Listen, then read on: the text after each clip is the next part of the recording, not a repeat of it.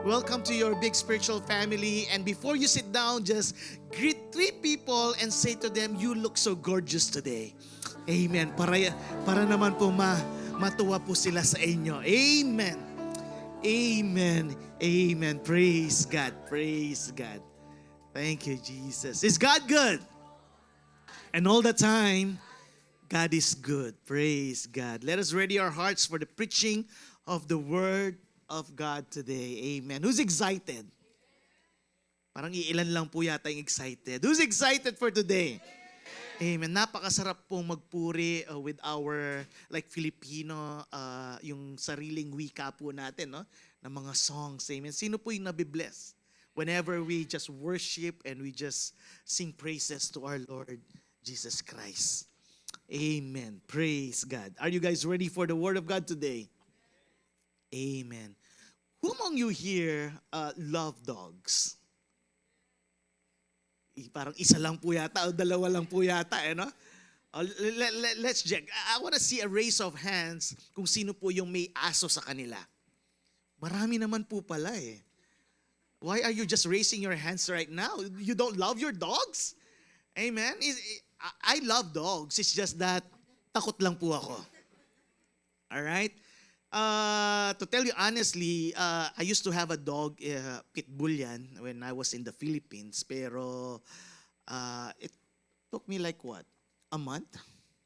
Hindi ko po pala kayang magpakain. Hindi ko kayang maglinis. Hindi ko kayang maglakad with that dog kasi takot po ako sa kanya. Anyways, having said that, isn't it that when you show love to a dog, in return, or you're wanting to be loved too, right? For the dog to gain your trust. Gusto niyo po yun, no? Right? Ang sarap po ng feeling that, at first, of course, when the dog doesn't know you, he doesn't care. But when you started showing love to him, right, ibabalik po niya yon. And it's a good feeling whenever we feel that love in return. Amen. Let me start off with an observation. We live in a world starving for love. Agree. That's a striking phrase. It is simple but heavy. It lands because it feels through in a few different ways. That despite being more connected than ever digitally, a lot of people report feeling that they are unseen, that they are unheard, or likely they don't have deep or what we call the meaningful relationship. Despite of being the most digitally connected generations, loneliness, depression, anxiety, and insecurity continue to rise. Research, on the other hand, shows that feeling securely loved. Sino po dito yung looking for that love? Need that secured love in their lives. All of us, right? But research, on the other hand, shows that feeling securely loved is one of the strongest predictors of emotional resilience, healthy relationships, and even physical health. Studies on attachment theory and subsequent neuroscience research demonstrate that secure love reduces stress responses. It increases resilience and promotes healthier emotional regulation. On the contrary, chronic loneliness, yung madalas na malungkutin, meanwhile has been associated with increased risk of cardiovascular disease, depression, cognitive decline, and premature mortality. This shows that the greatest need of every human heart is not merely to be successful. It is to know that I am deeply loved. Naniniwala po ba tayo doon? You know, you pray for success. For whom? To those people whom you love. Your motivation for success is because you're doing that is because you love your family. That's why again, that the greatest need of every human heart is not merely to be successful, it is to know that I am deeply loved. Paul prays exactly that not merely believers would know doctrine, but that they would experience Christ's love. Ephesians 3:14 to 21, where it says, when I think of all this is Paul praying, I fall to my knees and pray to the Father, the creator of everything in heaven and on earth. I pray that from His glorious, what's the next line? Unlimited resources, He will empower you with inner strength through His Spirit. Then Christ will make His home in your hearts as you trust in Him. Your roots will grow down into God's love and keep you strong. And may you have the power to understand, as all God's people should, how wide, how long, how high, and how deep His love is. May you experience the love of Christ, though it is too great to understand fully. You know, most of the times, or even many times, we don't even understand how God loves us. But the Bible says, then you will be made complete with all the fullness of life and power that comes from God. Now all glory to God, who is able, through His mighty power at work within us, to accomplish infinitely more than we might ask or think. 21, glory to Him in the church and in Christ Jesus through all generations forever and ever. And everybody will say aloud, amen. So the context of Ephesians 3 is that Paul has spent 3 chapters explaining the gospel, explaining what God or what Jesus did on that cross of Calvary. Now, he pauses not to teach more doctrine to these people, but to pray. If you notice here, he does not pray first for better circumstances, or even not for financial blessing, or not even for protection. But his greatest prayer is that believers would know and experience the love of Christ in their lives. Yun lang po ang pinapanalangin niya, nang maramdaman ng mga taong ito ang pagmamahal na nanggagaling lang sa Panginoon. Because Paul knows that everything changes when you know you are loved. Again, everything in your life changes when you really know that you are loved by God. Amen po ba doon? Napakatahimik po. Isn't it that when you first encountered Jesus Christ, it's that when you felt the love of God in your life and everything changes. That when you encounter the true love of God, everything changes. Amen. Amen. That being said, allow me to preach to you a message entitled, Rooted in God's Love. Palapakan po natin si Lord doon. Do you really know that God loves you? Who could even attest or even raise your hand? Do you really know that God loves you so much? Or perhaps you just heard about it but never really experienced it yet. Sino po dito yung gustong maramdaman yung tunay na pagmamahal ng Panginoon? John 3:16, for this is how God loved the world. He gave His one and only Son so that everyone who believes in Him will not perish but have eternal life. This is probably the most famous expression of God's love in the whole Bible. When God saying that God so loved, the word God loved a lot. The measure of His love is what He gave. You cannot know how much God loves you by looking at your circumstances. You know it by looking at that cross. Amen. Yung nakapako po siyang nakikita natin siya doon. It's just because He did that because He loves you so much. It says there, for God so loved the world. Amen. Is the world worthy of death? No. It's not even nakatiting na worth. Not the righteous, not the ones who had it together. The world is the system in rebellion against God, but yet He loved it. When He said He gave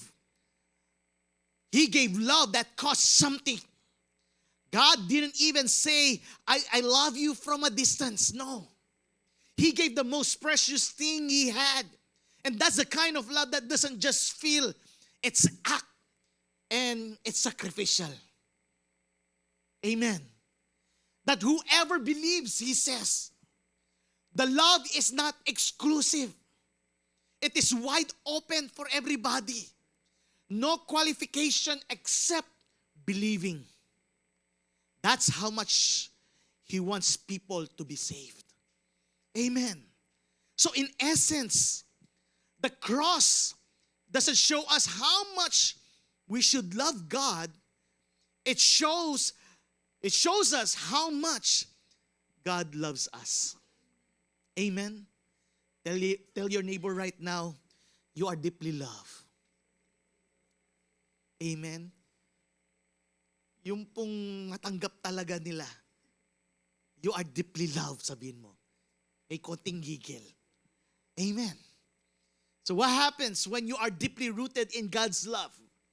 Being rooted in God's love gives you, number one, inner strength. Who needs inner strength today? Amen.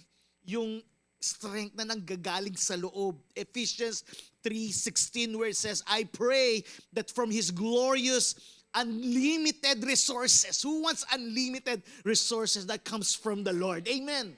I want that. Amen.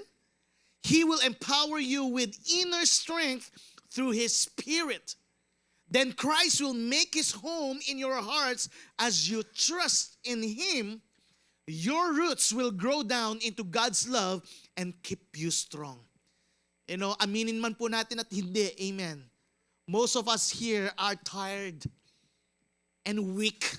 Amen. And our prayers for today is for us that inner strength sa mga buhay po natin. So, in here, Paul doesn't pray for God to change his circumstances or to make his challenge somehow easy. Yung madali na lang. But he prays for a stronger inner person because life is often won or lost from the outside. Amen. The heart is the wellspring of life. Inner strength, or the heart is the battlefield where real victory or defeat takes place before it ever shows up on the outside. Sa loob muna po yan. The battle is inside first.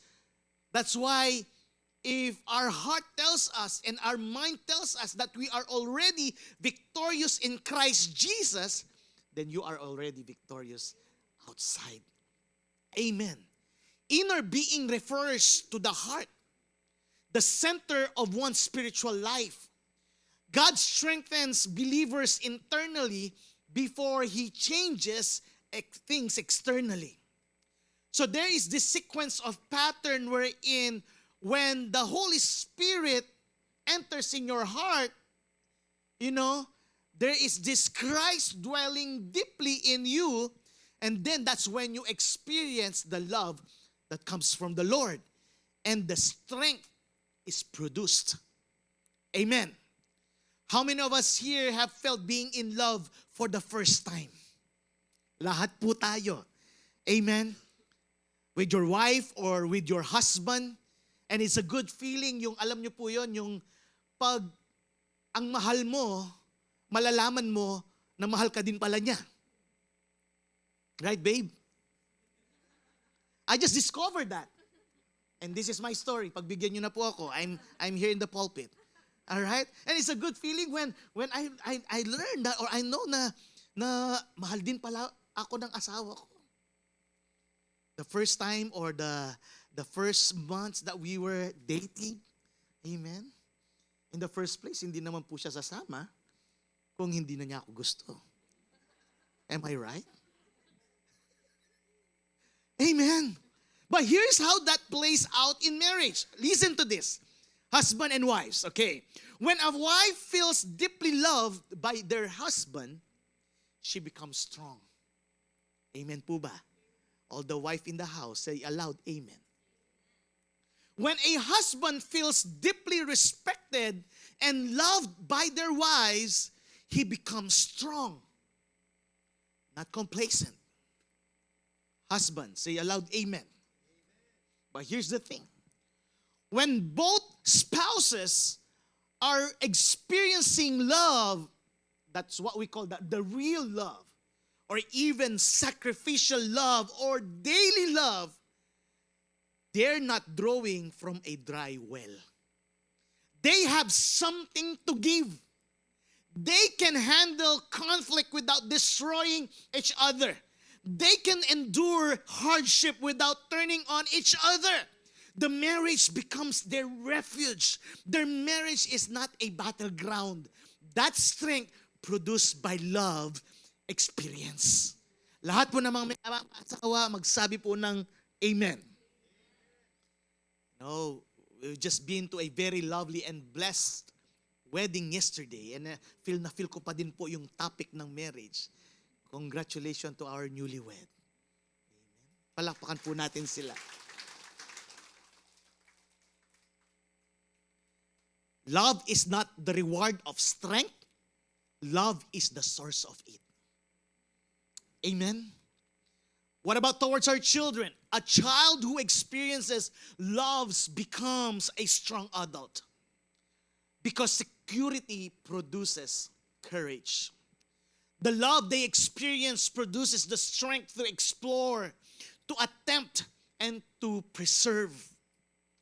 You cannot give your children strength directly. Hindi po pwedeng ganon. Yung bibigyan mo lang sila ng Red Bull. That's it. No. You cannot force them to be confident or even resilient in life or even wise in life. But you can love them in a way they truly experience. And that love, over time, will produce the strength they need to become who God made them to be.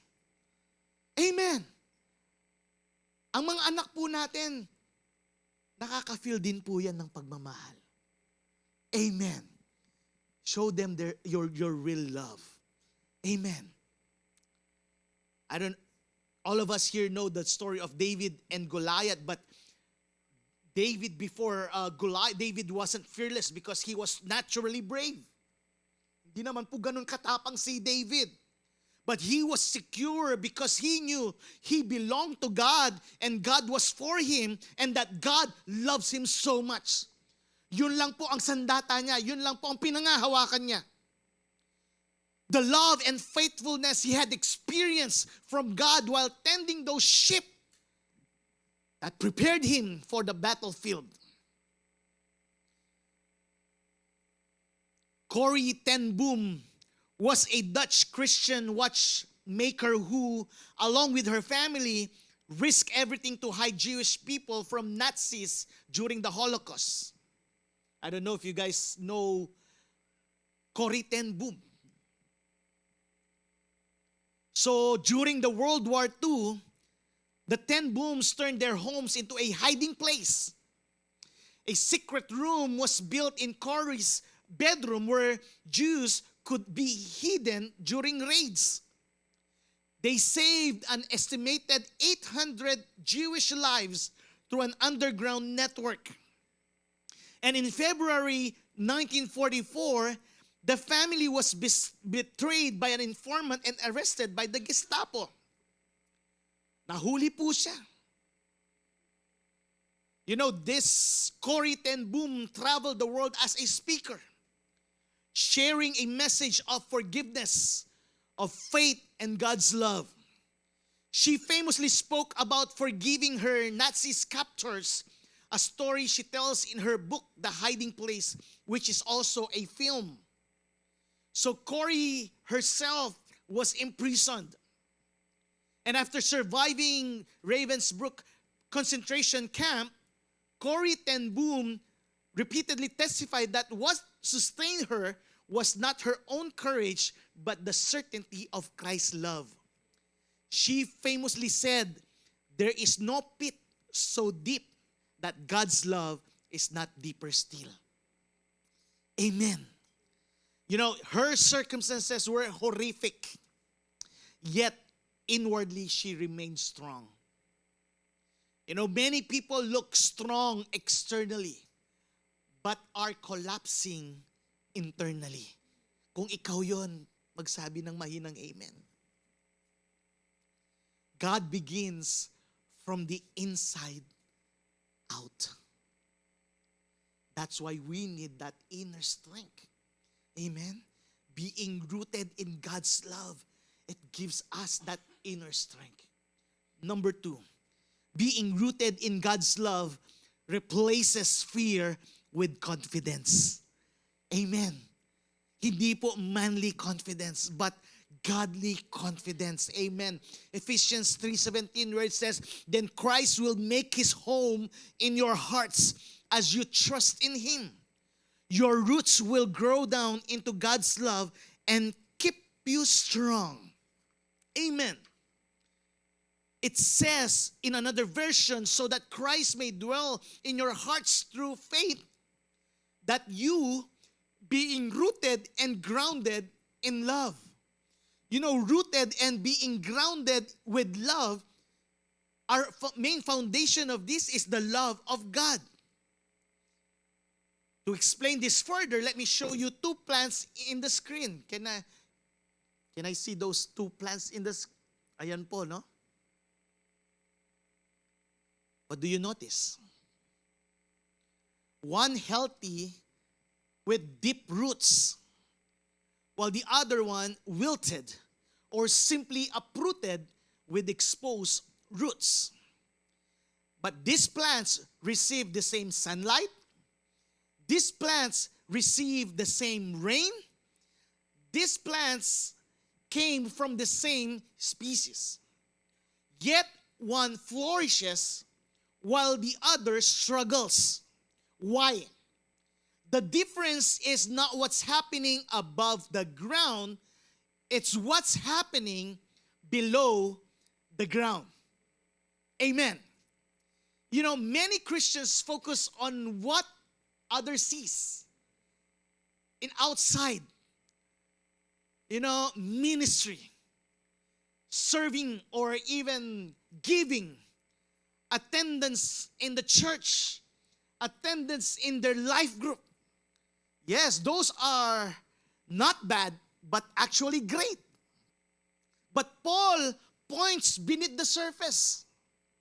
Trees don't survive storms because they try harder standing. They survive because they are deeply rooted.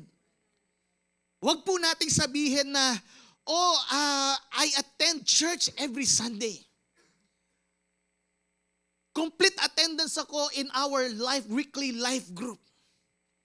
But the question is, are you obeying your leader?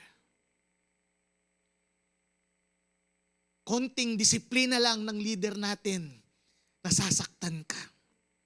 yung perfect attendance mo, sumasablay na. Amen. That's why Christians don't endure suffering simply because they have strong personalities. They endure because they are deeply rooted in Christ's love. Kasi if you are really rooted in Christ's love, ang dali pong mag-obey. Ang dali pong sumunod. Ang dali pong umintindi. Amen. The questions is, where are your roots drawing life from? Saan ka ba humuhugot ng lakas ngayon? Are you drawing strength from people's approval? Oh, it's just because I want acceptance. Oh, it's just because I want many friends. Or are you drawing strength from your success? How many cars you have? How many houses you have? Or are you drawing strength from dahil parati ka sa ministry? Or even in relationship? Look at the photo illustration again. Let's show that. On this side, this plant, gently tug the plant and it will easily be uprooted. Ang dali po kahit isang daliri lang. But the other plant that has deeper and more roots will require more effort to uproot. Amen. And listen to this, that a storm doesn't create weak roots. It simply reveals them. Amen. This is the power of being loved and knowing that you are loved.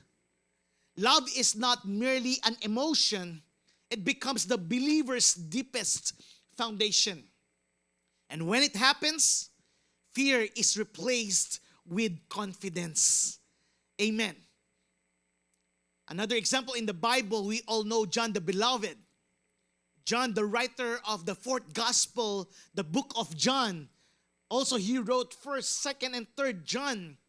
You know, he never actually calls himself by the name in his gospel. Instead, he repeatedly identifies himself as the disciple whom Jesus loved. Not that because Jesus loved him more, but because John defined his identity by Christ's love rather than by his own achievements. No wonder he wrote mostly on love. John, in his earlier days ministry, even asked Jesus to send fire to destroy villages because the Samaritan refused to welcome them. Mainitin po ang ulo ni John in his real life or in his earlier ministry, in his earlier days. He was hot-tempered. But John had a problem, even if John had a problem with temperament, he became the apostle who wrote most about love. Imagine that. Amen. Tingnan niyo po kung ano yung binago ng Panginoon sa buhay niya nung maramdaman yung pagmamahal ng Panginoon. Why? And how did he change? God's love transformed his identity. God's love transformed his theology. God's love transformed his relationship. Amen. And I tell you that out of all the apostles, it was only John who died of old age. Most of the apostles died of martyrdom or killed for their faith. Peter was crucified upside down in Rome. James executed by the sword. Andrew, he was crucified on an X-shaped cross. Bartholomew was beheaded. And Matthew martyred by sword. It was only John who died out of old age. But again, that many years did not exempt him from all of these challenges, persecution or trials or hardship in life. Yet, his confidence in the love of the Lord was never lost throughout those years. He wrote the very famous verse we are always quoting in our church, 1 John 3:16, that this is how we know what love is. Jesus Christ laid down His life for us. Imagine that. Amen. He also wrote 1 John 4:18 where it says, perfect love casts out fear. Did you know that fear and perfect love cannot dominate in the same heart? Hindi po sila pwedeng magsama. Amen. The more deeply God's love sinks into us, the less fear controls us. Amen. Another example, early church father under the name Bishop Polycarp, when ordered to deny Christ, the elderly bishop replied, for 86 years of my life that I have served Him, and He has done me no wrong. He faced execution without fear, not because he was fearless by temperament, but because he knew the one who loved him. Scientific insight, where it says research in attachment psychology consistently finds that people with a secure attachment, people who knows that they are deeply loved, exhibit greater emotional resilience, lower anxiety, healthier relationship, and greater willingness to take healthy risk. Spiritually, God invites believers into the ultimate secure attachment. Our identity is anchored in the Father's love. Nakakalungkot lang po, no? Many Christians know that they are forgiven. Far fewer live convinced that they are loved. There is difference. Amen. That's why being rooted in God's love, we need that inner strength. We need that love that only comes from the Lord, that replaces fear to confidence. And lastly, being rooted in God's love transforms you into the person God created you to be. Sino po dito yung gusto na, Lord, I want to be that person wherein yung purpose ko talaga, how you created me, on whatever you want me to be. Ephesians 3:18, where it says, may have strength to comprehend with all the saints what is breadth and length and height and depth, and to know the love of Christ that surpasses knowledge, that you may be filled with all the fullness of God. Paul does not end his prayer with emotional comfort. He ends with transformation. Yung change lives po, dun po siya under. The phrase, filled with all the fullness of God, doesn't mean becoming divine or becoming holy, or it will make us sovereign like God. No, hindi po ganon. It means that every area of our lives is increasingly shaped by God's character, His presence, and His purpose. And as Christ's love fills our heart, His lives begin to be reflected through our actions. So when we talk about the fullness of God in our lives, we are talking about Christ-likeness and transformation. Sino po dito yung narinig na yung, ba't parang may nagbago sa'yo? Amen? Do we like that? Or do you feel like, okay lang? Amen? It just simply means that they are seeing all the changes and transformation in our lives. And that is our goal, that they will see Jesus in our lives. Amen?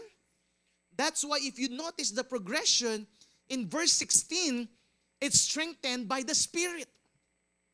In verse 17, Christ dwells deeply in our hearts. In verse 18 and 19, we grasp His immeasurable love. And in verse 19, we are filled with God's fullness. And in verse 20 to 21, God's power works through transformed lives for His glory. So the main goal is not simply to know that we are loved. It is to become more like the one who loves us. Amen. And I tell you this, that love does not excuse sin. It empowers holiness. Some misunderstand grace as a permission to live however they please.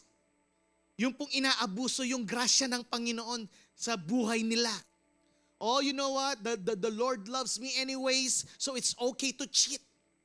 Because He will still forgive me.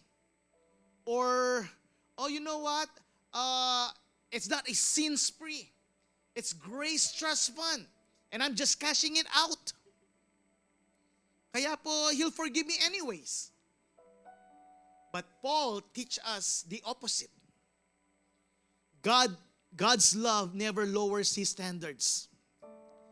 God's love raises us toward His likeness. We do not obey to earn His love. We obey because we have already received His love. His love is not an excuse for compromise, but His love is the motivation for transformation. Again, Paul ends up in worship in Ephesians 3:20. Sabi niya, now to Him who is able to do far more abundantly than all that we ask or think, according to the power at work within us. To Him glory in the church and in Christ Jesus throughout all generations forever and ever. Amen.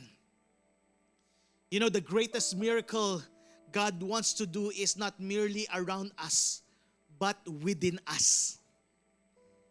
He's able to heal wounded hearts. He's able to break sinful patterns. He's able to restore broken identities. He's able to make us reflect Christ more and more. And this flow directly from experiencing Christ's love. Amen. That's why this week, don't merely ask, how much do I love God? Instead, ask, how deeply have I allowed myself to believe that Christ loves me so much? You know, the Christian life is not powered primarily by our love for God, but by His love for us. Doon po tayo nabubuhay. Doon po tayo lumalakas pag nalalaman natin yung pagmamahal ng Panginoon sa ating mga buhay. Because when we truly know we are loved, we no longer ask, how much can I get away with? Instead, we ask, how can I live in a way that honors the one who loved me and gave Himself for me? And I believe that that is the transforming power of being and knowing that you are loved. Amen. I will end up with this story.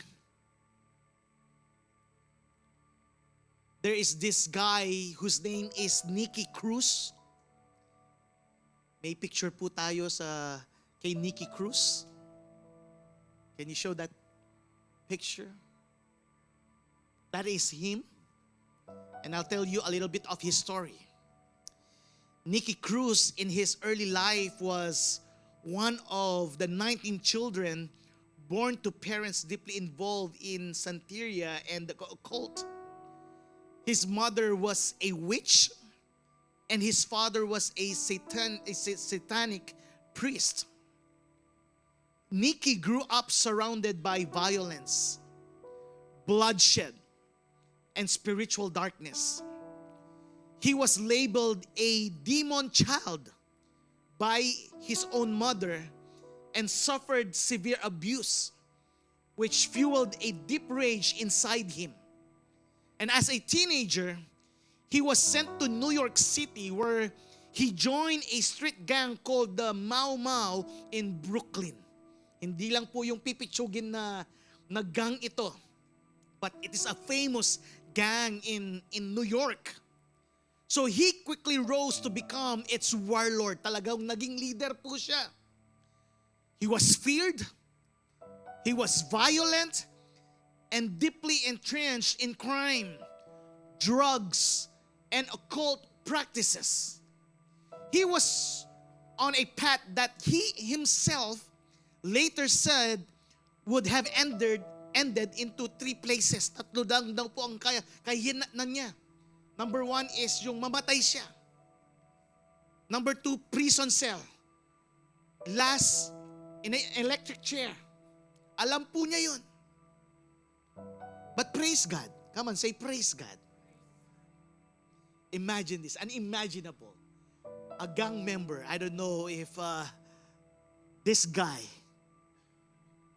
it even says that he has a full of tattoos. But the turning point in 1958, a young evangelist named David Wilkerson approached Nicky Cruz and his gang. David Wilkerson told him and to these gang members that Jesus loves you. Yun lang po ang message niya.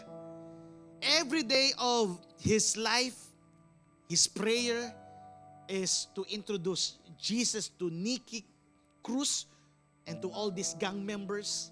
Araw-araw daw po pumupunta siya dun sa prison cell nila, preaching the word of God, just saying Jesus loves you. And I tell you this, hindi lang po nagpipreach, kung hindi siya din po ay nabubugbog whenever he comes to that prison cell. When Cruz threatened to kill him, chop him to pieces, and yes, they have the capacity to do that. Talaga pong sabi ni Nicky Cruz kay David Wilkerson, sabi niya, I will crush you, chop you into pieces. And I tell you this, kaya po nilang gawin yun. But Wilkerson looked at him in the eye and persistently said, you could cut me into 1,000 pieces, and every piece will still say that Jesus loves you.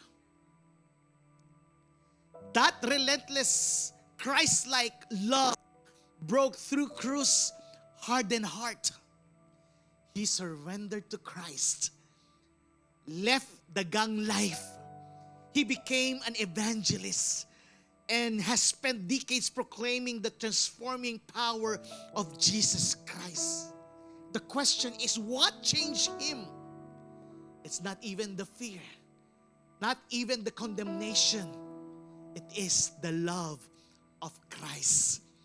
He experienced Jesus' love in his life. Being loved by God does not mean we can get away with anything. It means God loves me too much to leave me unchanged. Amen. His love convicts without condemning. His grace forgives and empowers. His Spirit changes what our own will power never could. That's why the Christian life is not behavior modification driven by fear. It is a heart transformation produced by love. Amen. And I believe that this is for all of us, an application for all of us, that people who know that they are loved grows in serving without striving. They are obeying without insecurity. They grow in giving out fear, leading without providing themselves. They grow in forgiveness because they have been forgiven. And growing in loving because they have first been loved. But the question is, how do we become rooted in God's love? God is telling to us in Ephesians 3:17 that then Christ will make His home in your hearts as you trust in Him. Your roots will grow down into God's love and keep you strong. In ESV version, sabi niya, so that Christ may dwell in your hearts through faith, that you, being rooted and grounded in love. And everybody will say aloud, Amen. Palapakan po natin si Lord, and can we just all stand up right now? That's all we need today, to experience His true love, that real love in us. Maybe you came here today in this church and you have this thought in your mind, has God forgotten about me? Nakalimutan na ba ako ng Panginoon? I tell you this, hindi po. Or maybe some of you here have those questions rolling around in your head. The good news is, God is still there. God knows. And God hears. And God is telling to us right now, God can handle it. Whatever that is. Ano man yung mga pagsubok, ano man yung mga dinadala mo ngayong umagang ito. God is telling to us right now, just surrender it all to me. I will handle it. But I tell you this, He also prepared to be ready to receive who He is and how much He loves you. And as your eyes close and your heads are bowed down, this is God telling to us, God loves you too much to leave you where you are. He wants to get you out and save you from that situation. But here's the beautiful part of it. He also loves you too much to leave you alone in it. While you're walking through the fire, He's right there with you. And He will make sure you don't get burned. And that's how much He loves you. Yes, sometimes God removes you from your circumstances, but there are times also that He chooses to stay in them with you. Not to leave you there, but to walk through them beside you. Yes, the Lord loves you. Tanggapin po natin yon, na mahal tayo ng Panginoon. But that doesn't mean you get free a pass from trials and sufferings. You might be walking through the fire right now, but church, listen to this. Don't ever think God has left you or forgotten you. Nandyan lang po siya sa tabi niyo.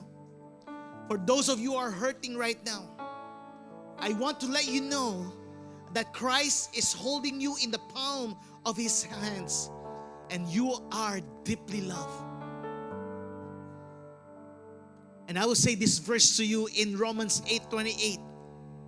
And we know that God causes everything to work together for the good of those who love God and are called according to His purpose for them. Romans 8:31-38, where it says, what shall we say about such wonderful things as this? If God is for us, who can ever be against us? Since He did not spare even His own Son, but gave Him up for us all, won't He also give us everything else? Who dares accuse us whom God has chosen for His own? No one. For God Himself has given us right standing with Himself. Who then will condemn us? No one. For Christ Jesus died for us and was raised to life for us. And He is sitting in the place of honor at God's right hand, pleading for us. Can anything ever separate us from Christ's love? Does it mean He no longer loves us if we have trouble or calamity, or are persecuted, or hungry, or destitute, or in danger, or threatened with death? As the scripture says, for your sake we are killed every day. We are being slaughtered like sheep. No, despite all these things, overwhelmingly, victory is ours through Christ who loved us. And in verse 38, sabi po niya, this is God telling to us right now, and I am convinced that nothing can ever separate us from God's love.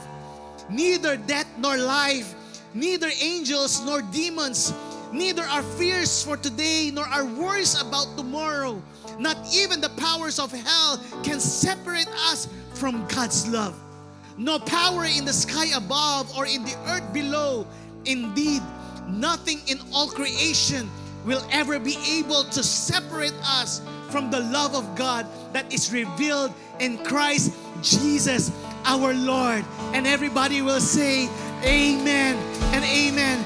That no matter what we go through, we will not be defeated.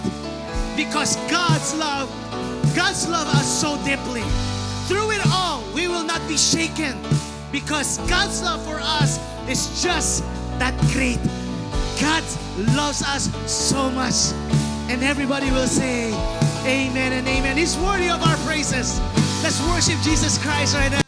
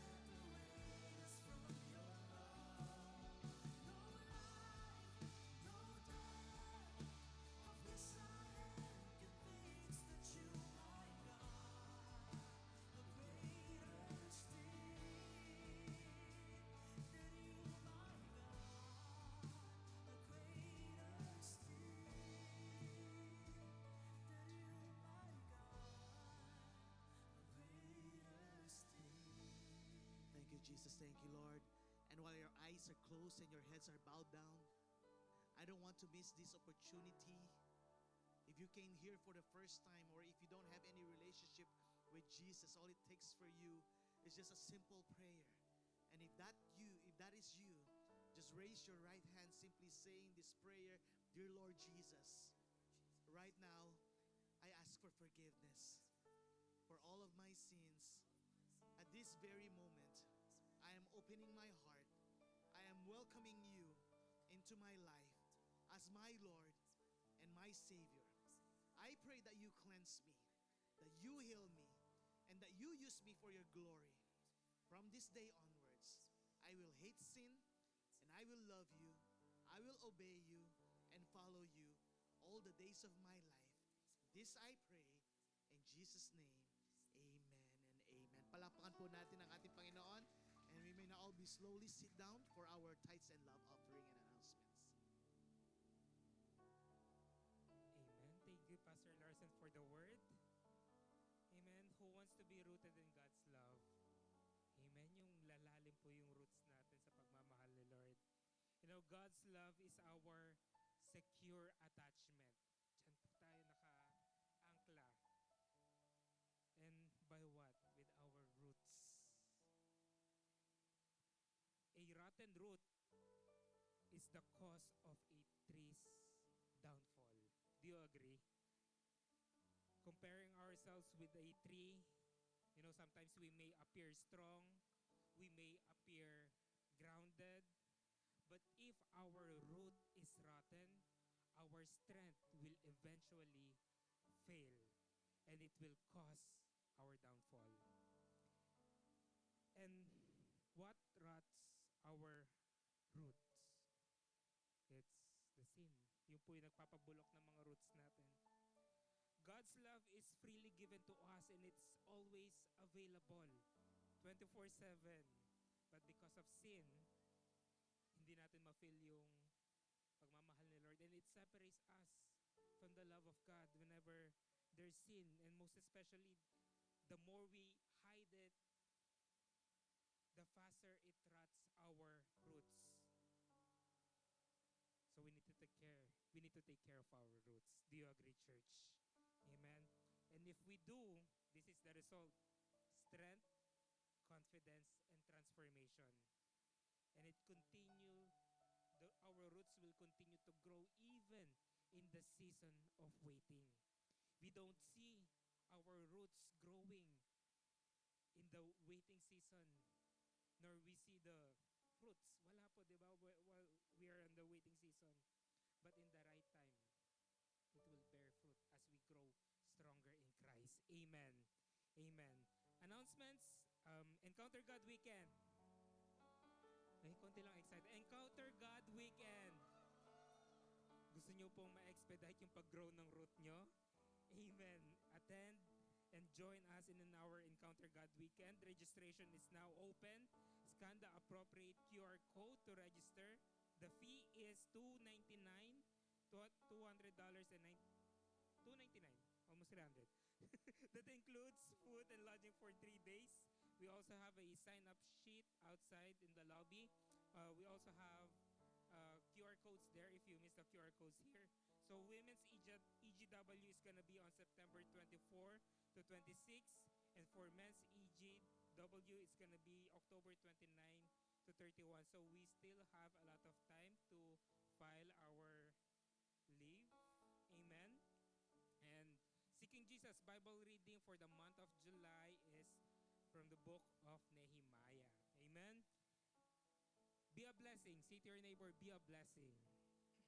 The store next to Wildfire and UPS are open on Sundays. Please note the spot assigned to them and avoid using those to park your cars. And for our elderly and pregnant women and person with disability, we have the Valley Ministry available for you. Simply pull your car near the door and turn on your hazard light so our team can recognize you and provide a space for you to park your car.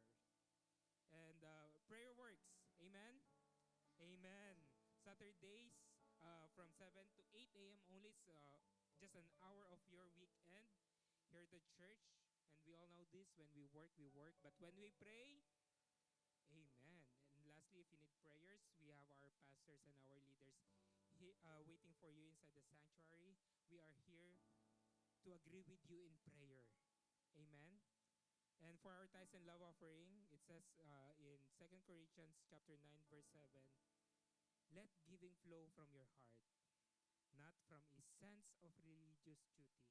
Let it spring up freely from the joy of giving.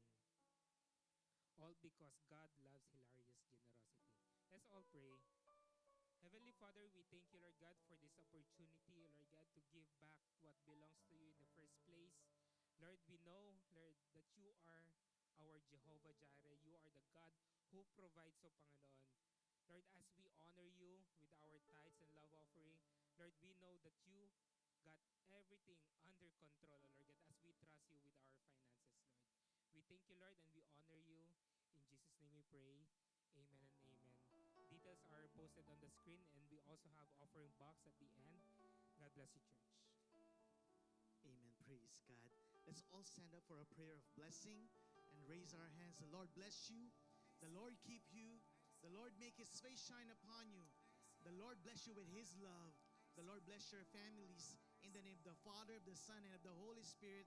And everybody will say aloud, amen and amen. See you all next Sunday. God bless you all.